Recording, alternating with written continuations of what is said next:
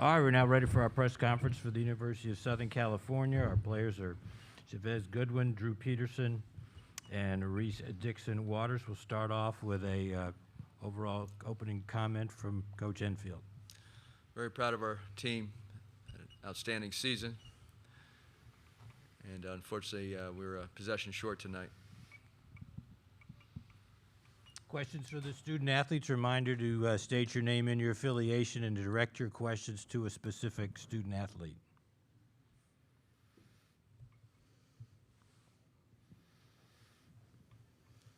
Adam Grossbar at Orange County Register. Drew, can you kind of walk us through that final minute and how the ball felt come out on that last shot? Yeah, it was thankfully my teammates found me in great spots. Hit a few shots, but obviously a little too late. They hit some free throws at the end to win the game.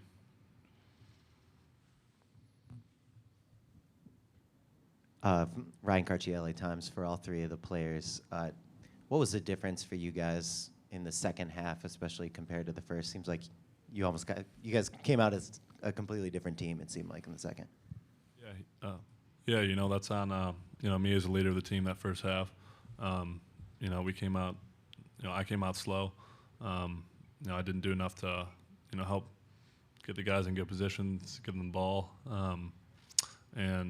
We came out and, we really talked at halftime, and the guys ready to go. We know what time it is, and we had a good run to start it, and it's a lot of energy.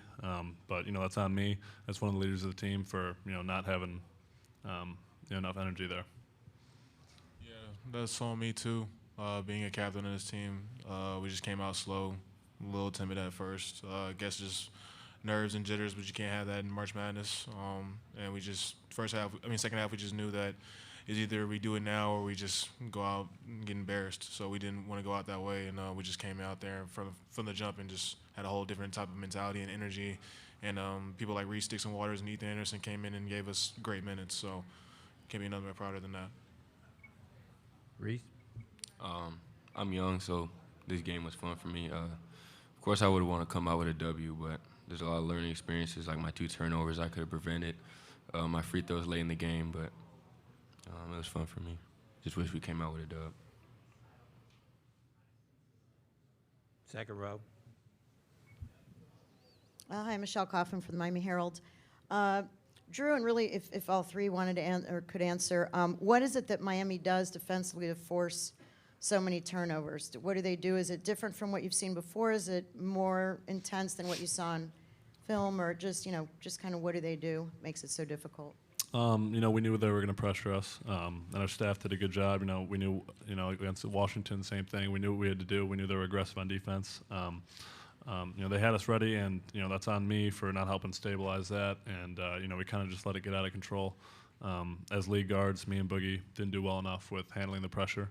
We knew what they were going to do. We knew the scout. We knew they were going to be aggressive, and we didn't do a good job with that. So that's where got to give them credit in the first half. They got out to a nice lead because of that, and we tried to stabilize that in the second half, and we clawed our way back. Chevez? I feel like it was just on us. I don't think anything they did was anything crazy that we didn't know or was expected. It was just on us on turnovers. We've been turning the ball over the last couple of games before this, so we did something we had to fix as a team. We just didn't fix it when we needed to. So this is really just on us. I don't really think it was anything they did that was special or anything like that. It's just turnovers were on us, really. Reese? Yeah, the same as what they said. In the back, Todd? Chevez, Todd Shaughnessy from the Greenville News. Chevez, what does it mean to you to have your career come full circle and end, close to home? First, I'd like to thank everybody that came and supported me. And I'm really thankful for my state showing my team a lot of hospitality and a lot of love, just having us back here. It means a lot to me. It means the world to me to go out here and be able to play this game. And to say I was one of the few players that's played in the NCAA Tournament 3 times is honestly a blessing. I know guys that have never played in the tournament. I know guys that played it once and never came back. So just to be able to say I've played in 3 NCAA tournaments is crazy, and it's truly a blessing. And I'm super happy that I got to play in my home state, and it was my last go-around. I'm just kind of upset that it had to go out like this. I'd rather it just go out a different way. But I can't be more happy than it's just a blessing, honestly. I mean, I know a lot of guys wish it to be me in my shoes in general, so I can't be that mad. It's just super blessing just to be where I am. Front. Shotgun Sproutling, USCFootball.com. Drew, what was kind of the thoughts going through your head as you're watching that final shot? And then you shared a moment with Isaiah Mobley kind of near half court. What was going on in that moment? Yeah, obviously, I thought we could have made that comeback. I thought that shot had a chance. It was close. But, it's unfortunate, sometimes, games end up like that, late foul, and, we had to kind of chuck up a prayer there at the end. But, playing with guys like Isaiah and Chevez, I've never played with a better group of guys, and, they care so much about the game, and, obviously it can get emotional at times, but, they're two of the most passionate players I've played with, and, so it sucks for, obviously it's to end early like this, but, just all credit to them. They really, battled their butt off there at the end, and, we all, really thought we could make that second half come back. Ryan Cartier, LA Times. Reese, we know you've been injured this last week. Seemed like you were really fighting through it tonight. How do you feel how did you feel throughout this game? And for the other two players, what did Reese kind of prove to you, kind of fighting through it in that second half? The pain was definitely there, especially after my fall, but I feel like I need to be there for the team and just get through it and play. Just play as best I can, as hard as I can. But I'll push through it for any team, especially this one. He didn't prove anything to me tonight. Honestly, I knew he was like this from the get-go. I've known Reese for almost a whole year now. One of the first people I met in LA, honestly. So I knew what to expect getting from Reese every single night. So it was no surprise or wow, he's fighting through. It was like, oh, that's Reese being Reese. So I'm just super proud of him. He has a bright future ahead of him for USC. I think he holds the future in his hands for this program, and I think it's in good hands, honestly. He's a tough kid. He plays well. He can play multiple positions, and honestly, I don't have any ill will at all. I feel like he's going to be a great player coming down the stretch. Yeah. Reese I couldn't speak more highly about Reese. He's one of the hardest workers I know, and, it's good for him to step up in such a huge game. There's just nothing but good things I can say about Reese. He's a heck of a player. All right, let's take our last question for the student athletes. Evan, do you have a question? Yeah, it's for Reese and Chevez. I'm Evan Desai from Fansided. My question is, watching Drew in that last minute, what was kind of going through your head when, like he said, you guys put him in a lot of good positions, and he was just firing. He seemed to hit on, almost everything. What did you kind of feel for your teammate? What was it like watching him? I knew Drew could, make shots, so for me, it wasn't a shocker. Just wish the last one went in, but I'm happy for him. I just wish we got the dub. Yeah, I was confident in every shot he made, or every shot he took, honestly. He makes a lot of tough shots, as we clearly see. The last 2 threes he hit, I was like, well, that's good. I'm glad he made that. Let's go. Let's get another stop. The only thing that made me upset those last couple seconds was just like that foul they called out down the stretch on Ethan. That was a tough one. That was the only play I was like, why they make that call. But other than that, every shot that Drew took, I was confident he was going to make it. So I wasn't like in any oh, wow, he made that. I was like, okay, good, he made that. Let's make the next play, next play, next play. All right, we'll dismiss the student athletes. Thank you very much. Thank you, guys.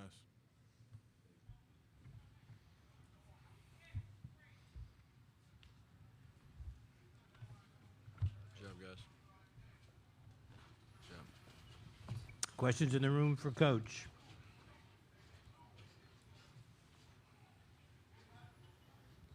Ryan Cartier, LA Times. Andy, Chevez just mentioned that foul on Ethan with 3 seconds left. What was your view of that? Well, I thought Drew got fouled on the possession before when he drove and tied the game. They hit his arm. So if I guess you're going to call it at one end, you should call it at the other end. So the call was made, and unfortunately we were one possession short. I did think the out-of-bounds call with 2:05 was the wrong call. They gave the ball to Miami. They hit it out off the free throw miss, and it was a 1-point game. It should have been our ball, and they gave it back to Miami. It was the wrong call. So when you're talking about a one-possession game, 1-point game, it's very disappointing to lose like that. But they fought back and gave it their best shot. David? What was the explanation? David Hale with ESPN. What was the explanation, or did you get an explanation on that out-of-bounds call? Because It certainly looked like they were thinking about it for a while and then just kind of went with what was in their gut. Well, I don't know what was in their gut or their head, but it was just a wrong call. It was very clear. Everybody saw it, and I don't know what they discussed or didn't discuss. I don't know how you missed that call at a crucial part of the game in the NCAA Tournament, but it went out on Wardenberg, and it wasn't even close.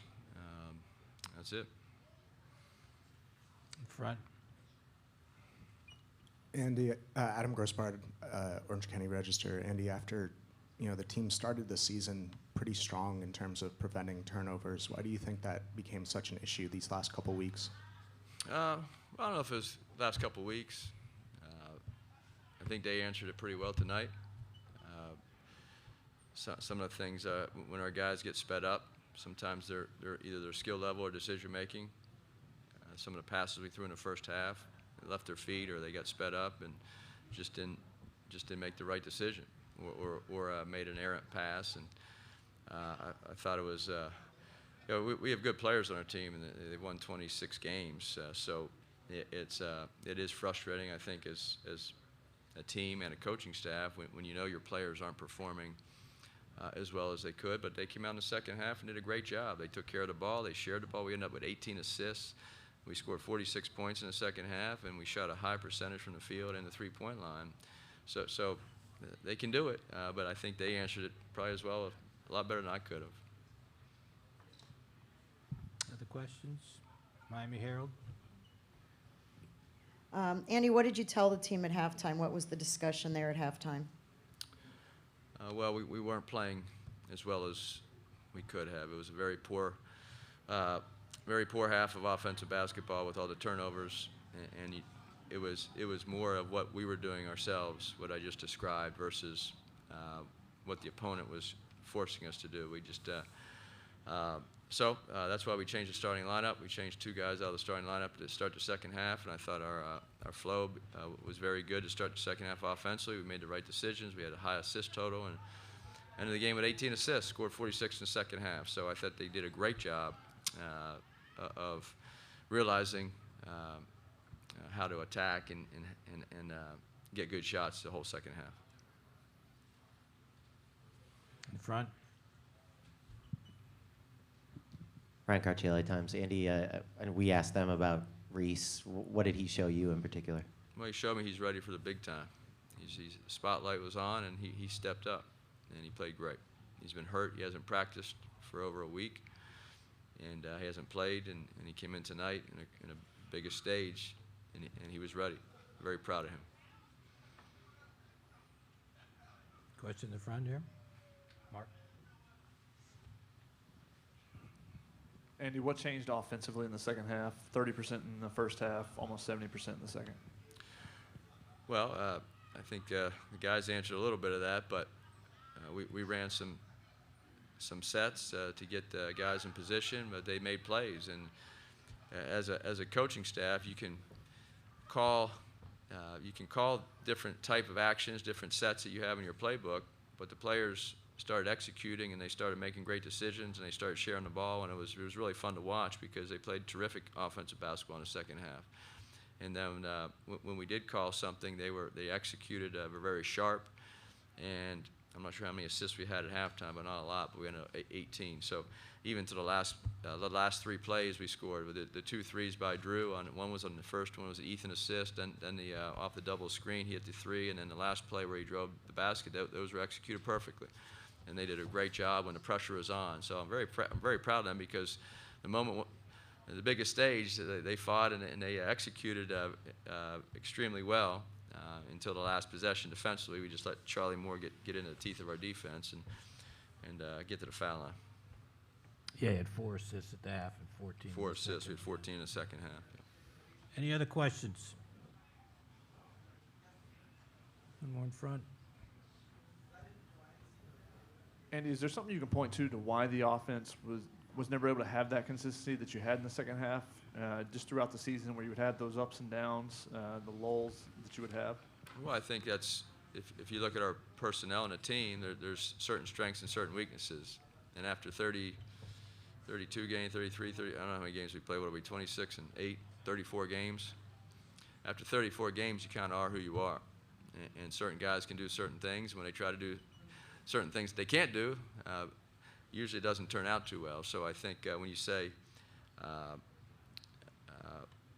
what changed, nothing changed. We're the same team, the same guys. Now they've made a lot of improvements in certain areas. But when certain players get sped up, bad things happen, and I think that's true across the nation. You look at players. That's why you try not to get sped up. And the easiest thing to do when you get sped up is just come to a jump stop and pivot and ball fake. And we didn't do that in the first half. Second half, they were terrific. They did a great job. So I think as a learning experience, you can always look. They can always look back, but we really weren't looking for learning experiences at this point. We're going to win this game. Coach, thank you very much. Congratulations on a great season. Thank you.